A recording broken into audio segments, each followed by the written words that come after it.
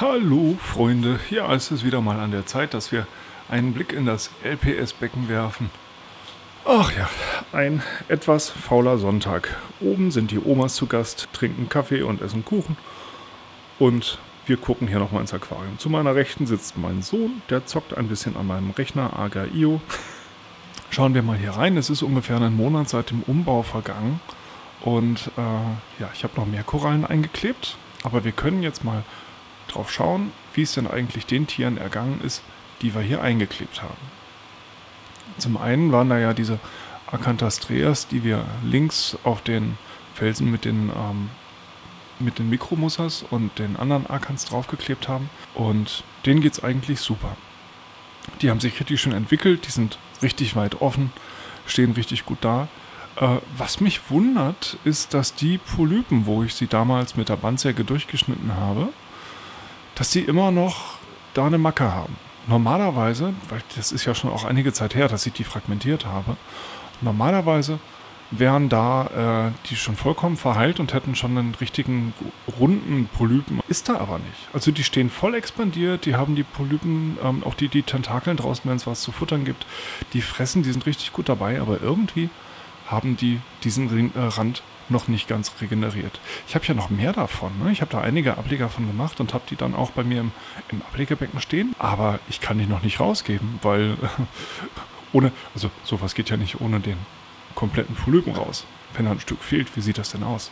Ansonsten sind hier ja rechts, da wo gerade der Einsiedler rumjettet, sind die Caulastreas rein. Das waren diese halb kaputten Caulastreas bei mir aus dem anderen Ablegerbecken drüben. Die hatte ich mal von unterm Riffaufbau irgendwo ganz fern rausgekramt und habe auch nicht wirklich damit gerechnet, dass die sich machen, aber denen scheint es gut zu gehen. Also die kommen langsam, aber beständig kommt da immer mehr. Und das ist schön. Ich mag Caulastreas. Das ist eine schöne Einsteigerkoralle und wie man sieht auch relativ hart im Nehmen.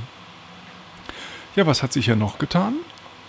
Tubastreas sind eingezogen. Die Tubastreas, die habe ich letztes Mal ja schon geholt und eingesetzt, aber ich habe sie noch gar nicht so sehr beleuchtet mit der Kamera, weil sie sahen nicht so gut aus. Ich habe die vom Großhändler bezogen und bei Tubastreas ist es wichtig, dass die richtig gehältert werden, dass die auch beim Großhändler was zu futtern kriegen und ja, die ich hier bekommen habe, die waren sehr geschwächt. Aber da kann man jetzt den Großhändler gar nicht so sehr man kann ihn dann nicht so in die Verantwortung für nehmen, weil die machen halt erstmal nur nachts auf und wann ist denn beim Großhändler jemand nachts da, um die Azoxanthellen zu füttern? Aber es hat inzwischen gut geklappt. Die machen jetzt abends immer auf. Ich habe sie ans Futter gewöhnt. Und ich füttere hier dieses rote Plankton von Erdmann und Mysis und Krill. Und die bekommen jetzt immer ihren Teil. Und drüben aus meinem Hauptbecken habe ich so einen wild ausgestreuten Polypen, also von einer gelben Tubastrea gefunden. Den habe ich hier noch mit reingeklebt. Und das Becken bekommt massivst Futter. Und das gefällt denen richtig gut. Also die gelben, die sind fast den ganzen Tag auch offen. Das ist echt schön zu sehen. Und die orangen, wenn man einen Futterreiz setzt, dann kommen die auch raus. Ja, ansonsten, wenn wir reingucken, dann sehen wir, ich habe eine Bugatti Charlies von drüben rüber geholt. Das ist ein irres Tier. Also ich habe einen relativ großen Bugatti-Stock, der ist aber so mehr oder weniger zweigeteilt. Also hauptsächlich rot eigentlich. Und das, was diese mehrfarbigen Charlies ausmacht, ist eben, dass die Farben sich so durchmischen. Und auch gerade, dass dieser Wachstumssaum, dieser Wachstumsrand, der da dran ist, dass der auch mehrfarbig gesprenkelt ist. Und das war der drüben einfach nicht. Also ich war von meiner Bugatti immer so ein bisschen enttäuscht. Und dann habe ich jetzt mal einen Ableger davon gemacht, aus eben so einem Bereich, wo es ein bisschen durchmischter war. Der ist so geil geworden. Guckt euch das mal an. Also sowas von quietschbunt und die ganzen Farben durcheinander, die ist echt super. Und anstatt die zu verkaufen, habe ich mir gedacht, okay, nee, die klebst du dir selber ein. Da zum einen natürlich, das ist ein super Potenzial für ein Muttertier, auch wenn das jetzt noch ein Jahr dauert, bis man davon Ableger machen kann, aber ist egal. Man muss ja auch langfristig denken, ne? Und die ist richtig, richtig geil. Ja, ansonsten auf dem Boden steht jetzt auch die OG Bounce, also die Rhodactis mit den großen Bubbles. Der geht's hier auch richtig gut. Die Mitrax, ich habe die Mitrax schon lange nicht mehr gesehen. Es war ja das Problem, dass hier die Mitrax, die gegen die Kugelalgen eingesetzt war, dass die angefangen hat, die Bubbles von der Bounce zu knacken. Und Ich habe die Mitrax schon lange nicht mehr gesehen und habe dann mal gedacht, probier's aus. Holen wir die Bounce wieder hier rüber. Und oh Freude, ja, es funktioniert. Also sie wird nicht mehr geknackt. Was jetzt allerdings mit der Mitrax ist, weiß ich nicht. Schwieriges Thema. Mitrax halten bei mir irgendwie nicht so lange. Ich habe drüben auch welche im anderen Ablegerbecken drin. Es sind keine Fressfeinde da. Aber die Mitrax halten nicht. Die Boxerkrabben hingegen, die haben wir letztes Mal ja auch vor der Kamera gehabt, denen geht's richtig gut. Die sind hier das Becken steht jetzt seit fast einem Jahr inzwischen. Also das ist doch schon ganz schön alt, ne? Und die Boxerkrabben sind immer noch da. Und wenn man füttert, kommen sie raus und wedeln lustig in der Gegend rum. Aber ansonsten ist ja alles in Ordnung. Also hier ist ja als Versorgungssystem das Ready to Reef von Fauna Marin dran. Und das klappt. Ich habe es jetzt mit, ich glaube, 7,5 Milliliter am Tag, also wirklich wenig, habe ich die Carbonatwerte hier relativ konstant auf 7. Und den LPS schmeckt das richtig gut. Ich muss gestehen, dass ich bis auf die KH hier noch nichts gemessen habe. Da hier durch die Azuxantellen-Korallen ein sehr hoher Futtereintrag drin ist, kann ich mir nicht vorstellen, dass die Nährstoffe niedrig sind. Allerdings, ich müsste es mal messen. Es ist nicht der Aufwand, ich müsste es mal messen, ja. Allerdings degenerieren zu Anthus.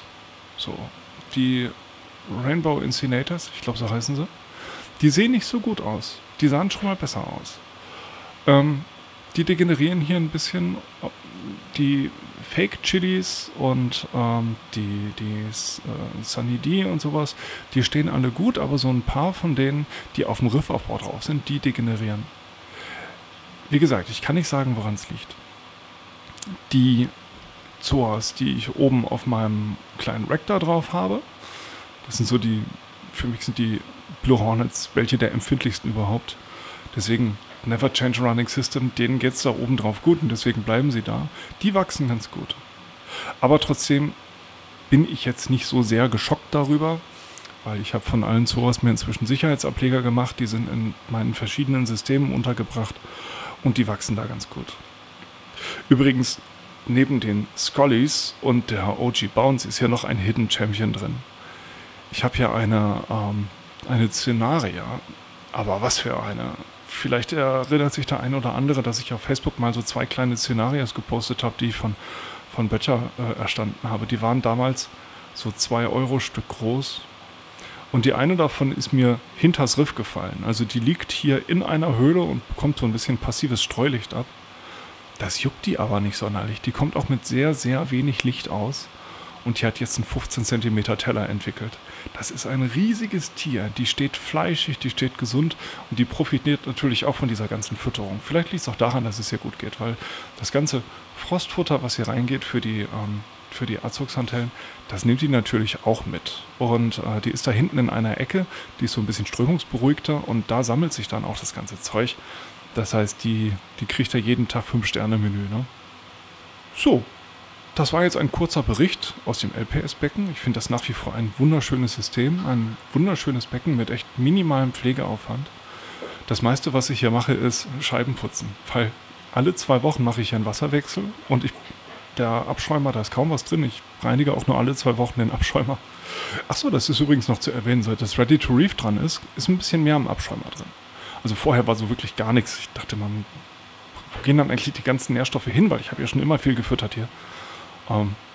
Aber ja, jetzt inzwischen ist auch so ein bisschen, was ist das, dieser Schlamm, der sich da dieses Adsorbat, was sich da im Inneren vom Steigrohr absetzt.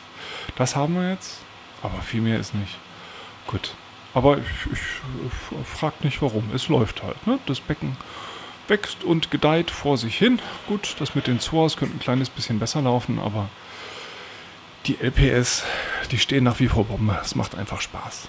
Also in diesem Sinne, ich wünsche euch noch einen schönen Tag und bis demnächst.